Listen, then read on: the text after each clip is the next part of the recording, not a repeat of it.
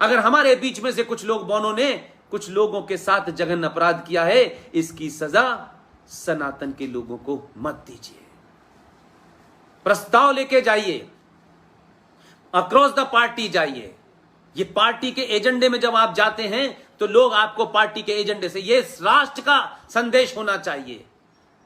और दूसरे लोगों से उनसे पूछिए कि अगर हमें बच्चों की पराकाष्ठा, बच्चों में बहादुरी का भाव भरना है, तो भाई 14 नवंबर को जो आदमी पैदा हुआ था उसका कोई एक ऐसा पुरुषार्थी काम हमको बता दें कि जिसको हम ये कहें कि बड़ा पुरुषार्थी काम किया था। पूरी जवानी निकल गई उनकी दलाली में, पूरी ताकत उन्होंने लगा दी कि देश के पुरुषार्थियों को कैसे समाप्त किया जाए, पूरी ताकत लगा दी उन्होंने कि उनकी सत्ता कैसे बनी रहे। वो तो इतने बड़े पुरुषार्थी थे कि जिस कमेटी के चेयरमैन थे, भारत रत्न बांटने वाली कमेटी के चेयरमैन थे, उसी चेयरमैन ने अपने आप को ही भारत रत्न दे लिया। इतने बहादुर लोग थे।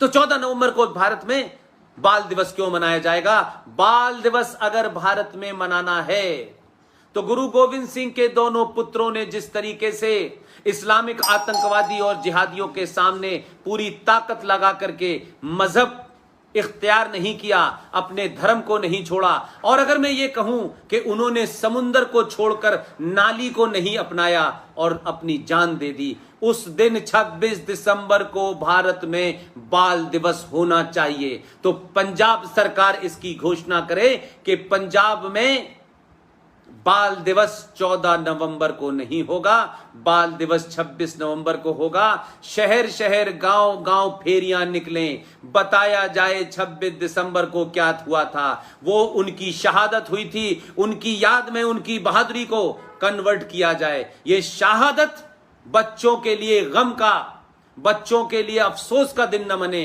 बल्कि ये शहादत उन्हें ताकत दे और साहस पैदा करे। और भारत में साहबजादा जोरावर सिंह और साहबजादा फतेह सिंह बनने की बच्चे सोचें, ना कि मक्कार, दलाल, चापलूस, लालची बनने के लिए हम प्रयत्नशील रहें।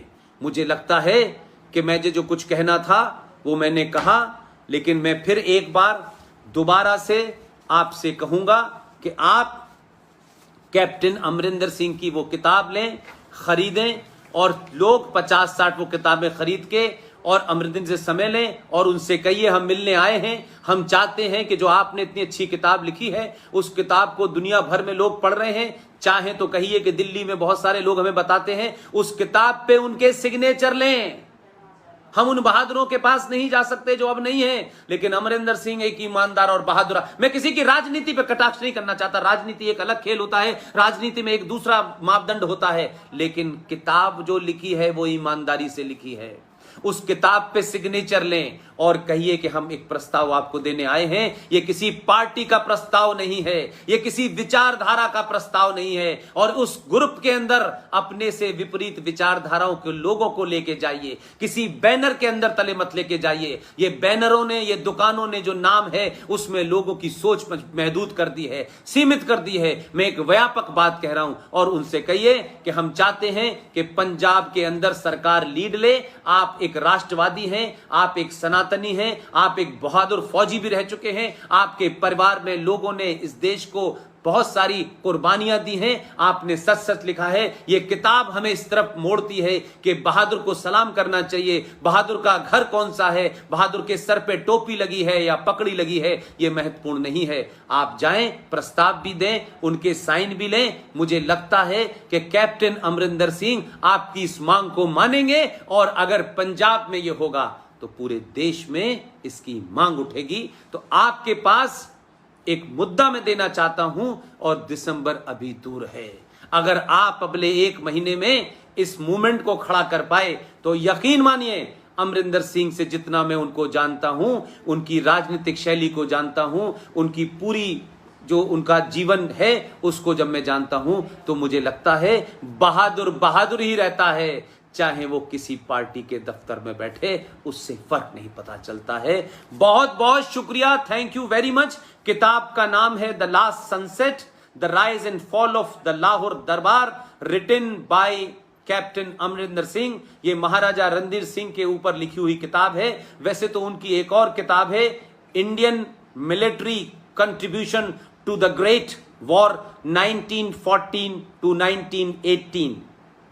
Indian military contribution to the Great War 1914 से 1918, कैप्टन अमरिंदर सिंह। इसी तरीके से मैंने जो आपको किताब बताई है, Muslim League attacks on Sikhs and Hindus in Punjab, इस किताब के लिखने वाले हैं गुरबचन सिंह तालिब। इन किताबों को पढ़ें और जो देश के गद्दार हैं, जो देश के दुश्मन हैं, उनको बताइए कि ये किताबें जिन्होंने लिखी हैं उनसे उन ताकतों का कोई लेना देना नहीं है जिन्हें आप बड़ी आसानी से बदनाम कर देते हैं। जैसे आप कहते हैं कि वीर सावरकर ने माफी मांगी थी, ये गद्दार कह रहे हैं माफी मांगी थी, क्योंकि इन गद्दारों से पूछो कि सुभाष चंद्र बोस को गायब कराने में किसका हाथ था। पूछो किस प्रधानमंत्री के साइन हो रहे हैं जो नेशनल आर्काइव में डॉक्यूमेंट रखा है जिसमें कहा गया कि सुभाष चंद्र बोस जिंदा या मुर्दा पकड़ लिए गए तो उस वक्त की सरकार भी उनको अंग्रेज सरकार को सौंप देगी। इस दस्तखत इसके ऊपर किसने साइन किए हैं, पूछिए जरा। ये लड़ाई नरेटिव की लड़ाई होगी, ये लड़ाई स्लोगन की लड़ाई होगी। इसलिए आपको ये लड़ाई चौतरफा लड़नी है, हथियारों की जरूरत नहीं है। मैं फिर आखिर में अपनी बात खत्म करने से पहले कहता हूं, इस देश का सनातनी शांति प्रिय है, इस देश का सनातनी सहनशील है, लेकिन अगर उसके मार्ग कंटक में लोग हथियारों की भाषा समझते हैं तो उस सनातनी को अपने सामर्थ्य का भरपूर परिचय देना चाहिए। एक कमजोर सनातनी ना अपने घर को बचा सकता है ना अपने राष्ट्र को बचा सकता है। बहुत बहुत धन्यवाद अखिल भारतीय विद्यार्थी परिषद के तमाम हजारों कार्यकर्ताओं जिनकी मेहनत से आज की ये बातचीत हो पाई है। मैं उनको और इस टीम के साथ जितने लोग जुड़े हुए हैं मैं उनको भी मुबारकबाद देता हूं और मेरी कोशिश है कि आप इस तरीके का सिलसिला जारी रखें और ये सिलसिला जारी रहेगा। और मुझसे बेहतर, मुझसे अच्छे, मुझसे ज्यादा जानकार लोग इस देश में हैं, उनको आप बुलाएं। मैं एक बार फिर पंजाब अखिल भारतीय विद्यार्थी परिषद की इकाई के जनरल सेक्रेटरी चिरांशु रतन और जिन साहब के मैंने पेज पे अपनी बातचीत रखी है उनको, और वो तमाम लोग जिनका मैं नाम नहीं जानता, आप लोग मेरा पेज है उसमें देश विदेश के तमाम बड़े लोग जिन्हें आप अक्सर टेलीविजन पे देखते हैं, मैं जानबूझ के उनको अपने पेज पे बुलाता हूं। हमारे पेज के कोई 2.5 लाख लोग फॉलोअर हैं और 1,84,000 के आसपास लाइक्स हैं। कोशिश मेरी ये होती है कि चाहे जयपुर के डॉक्टर ओमेन रतनू साहब हों, जो पाकिस्तान में हिंदू और सिखों को, बौद्धों को सताया जा रहा था, जिनकी लड़कियों को, ग्रंथी की लड़कियों को गुरुद्वारों से अगवा कर लिया जाता था, अपहरण करके उनका धर्म प्रदर्शन किया जाता था, फिर शादी कर ली जाती थी और फिर कोर्ट में उनका निकाह कर दिया जाता था।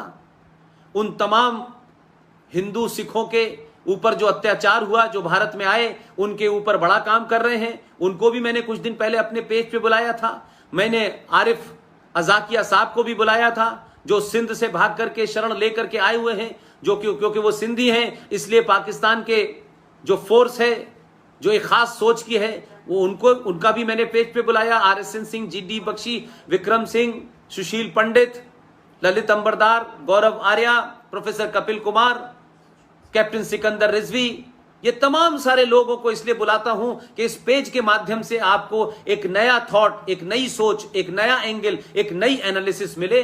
आप सब लोग चाहें, आपकी मर्जी है, आप उससे जुड़ें, आप उसको देखना चाहें तो ये तमाम सारे लोग आपको मिलेंगे। आप पूरी ताकत के साथ नैरेटिव बनाइए। नैरेटिव बनाने से पहले 100 बार सोचिए कि हम क्या कह रहे हैं, दूसरे के बनाए नैरेटिव में फंसे और गलत रास्ते पे चले जाएं। इसलिए अपने जो बुजुर्ग हैं, जो बड़े हैं, मैं फिर कह रहा हूं, किसी विचारधारा और पार्टी में बंद करके राष्ट्र नहीं बचाया जा सकता।